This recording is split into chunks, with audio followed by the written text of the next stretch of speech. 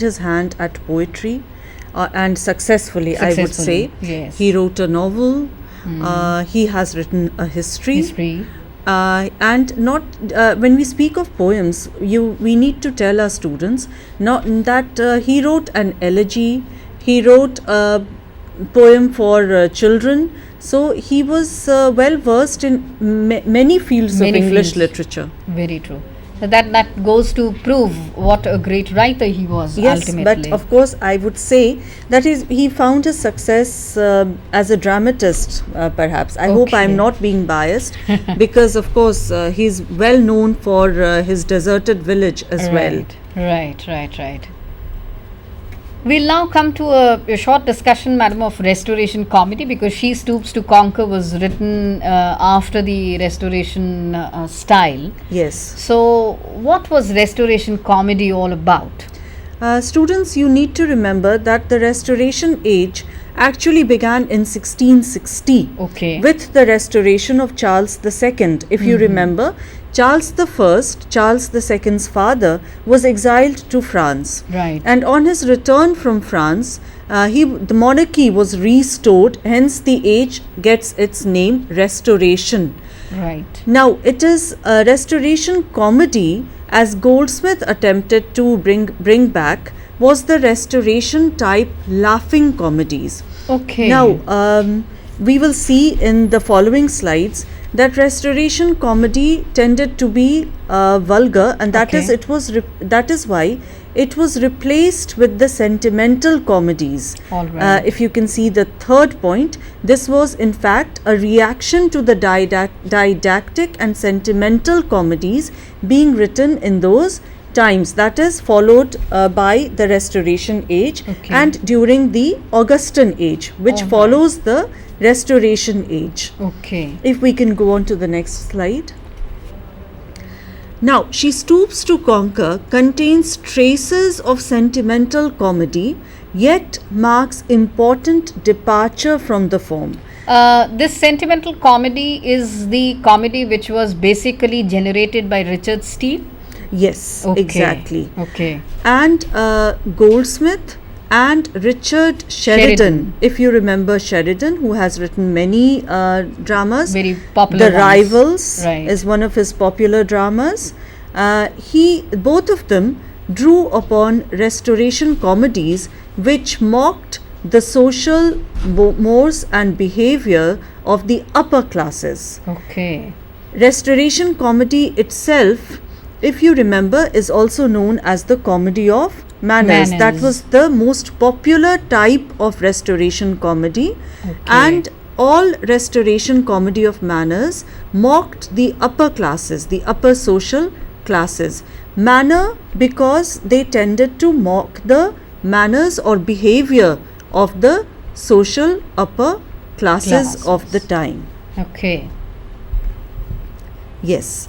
Their comedies emphasized wit, often took a somewhat critical view of romantic love. This is interesting. A critical view of romantic love. Yes. Okay. Romance as such was not encouraged. Their extramarital affairs tended to be encouraged more than the romantic love of Shakespearean days, for example. I mean, we don't have anything like, let's say, a Romeo or Juliet. Not at all. Okay. Comedies were more urbane. Right. As opposed to Shakespearean comedies, which had a pastoral background. Right. And plays after Goldsmith were even more sentimental, eventually developing into the form melodrama. Okay. So he was actually trying to wriggle away, or rather attack, the over sentimentalized comedy of the day. Yes, exactly. All Sentimental comedies tended to be comedies of emotion or over emotion, if we can put it like that. So She Stoops to Conquer was actually against the sentimental over emotional, sentimental exaggeration as such.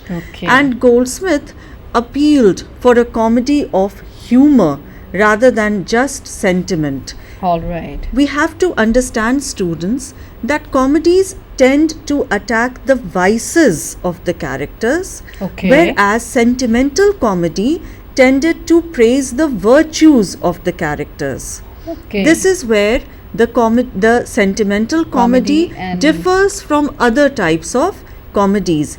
If you Alright. go back to Ben Jonson, for example, in the comedy of humor, he Humors. attacks the vices. Okay, that's right. Similarly, in most comedies, for example, the comedy of manners, the vices of a particular class has been attacked. The upper class. The upper aristocratic class, Okay. exactly. But Alright. in sentimental comedies, the writers, they tended to praise the virtues. This Okay. is what Goldsmith attacked, and he appealed for a return to the comedy of humor. Humor. That is the laughing comedy. Not humor in the sense of Ben Jonson, but humor meaning the laughing comedy. I mean, to evoke a sense of laughter. Laughter, enjoyment. Alright. Okay. Okay. Now the characteristics of restoration Restoration comedy, they had a limited range. Why? Because the main theme of all comedies revolved around extramarital affairs. Marriage had become a contract for them. Oh, At the time of the Comedy of Manners, even before they entered a marriage, they signed a contract, as we find between Mirabell and Millamant Millamant. in the way of the The world. Way of the World. Again, marriage as an institution was criticized. Now, the second point, the limited audience.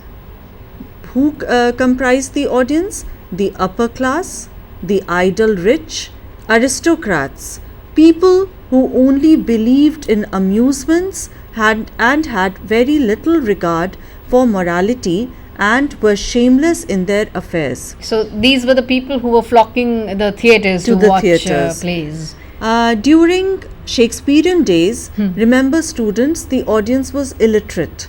So you Okay. had the audience comprised of sections of all society. All right. During the Restoration age, the theatres became a place of meeting point as such, Okay, okay. where social interactions also took place. All right. So they comprised mostly of upper class.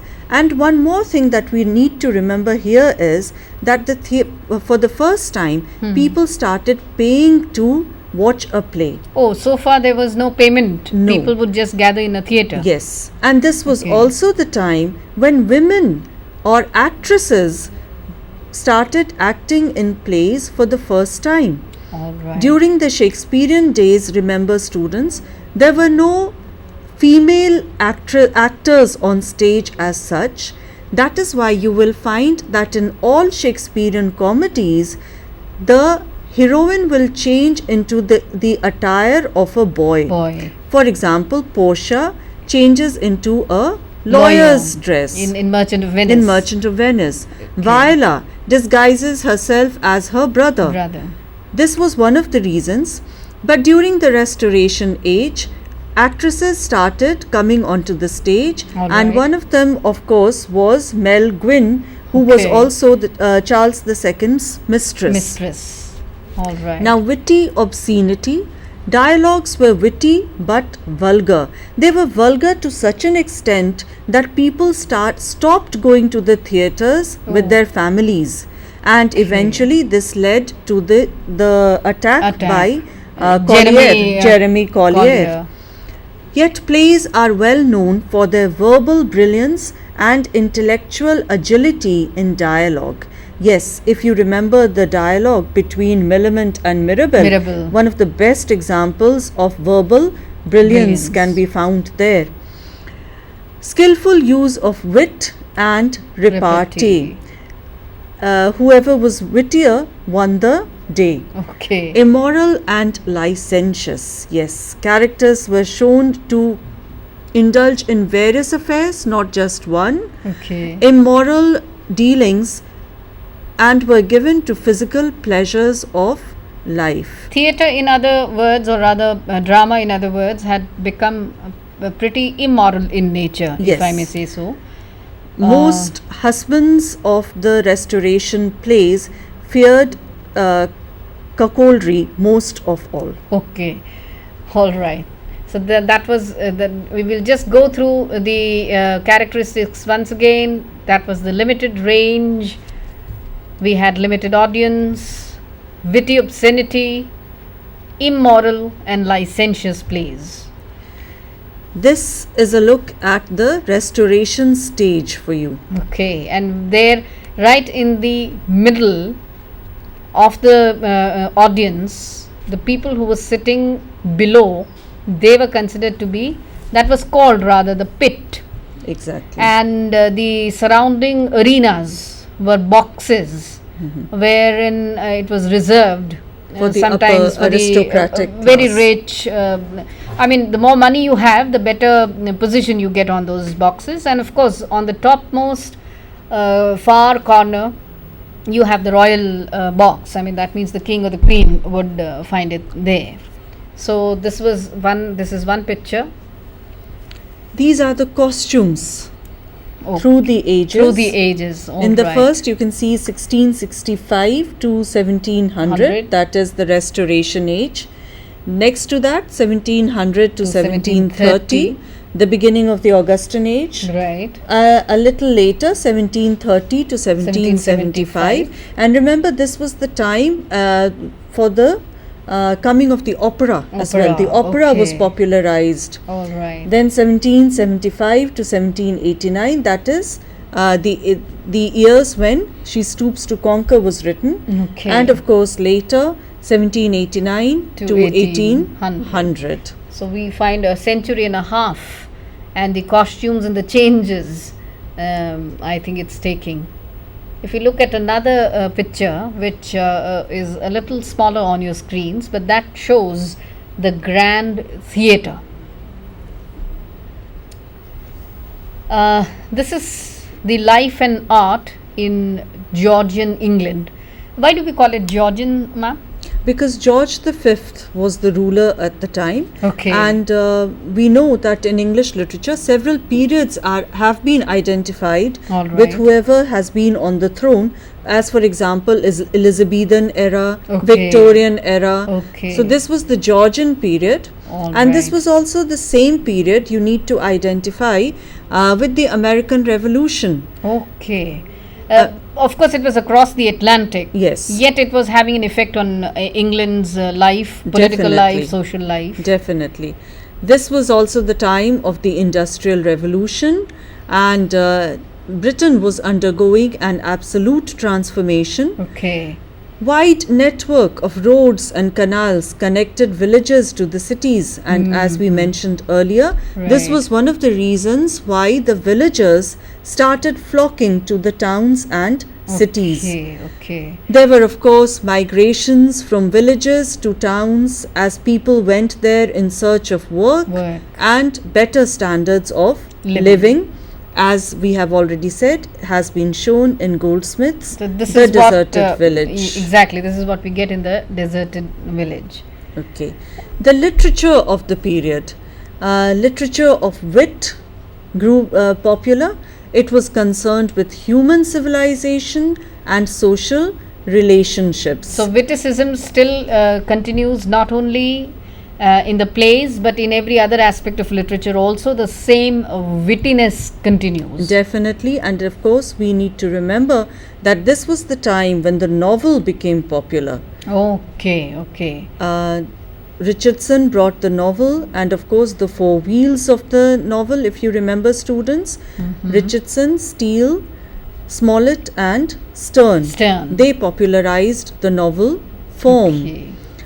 In some sense critical and satiric, and some sense mock heroic. That was the literary characteristic Trend of the trend. age. Okay. So when we speak of satire, we cannot forget Gulliver's Travels. Travels. How can we not mention Jonathan Swift? Swift. And of course Alexander Pope when we mention mock heroic and Absolutely. the Rape of the Lock.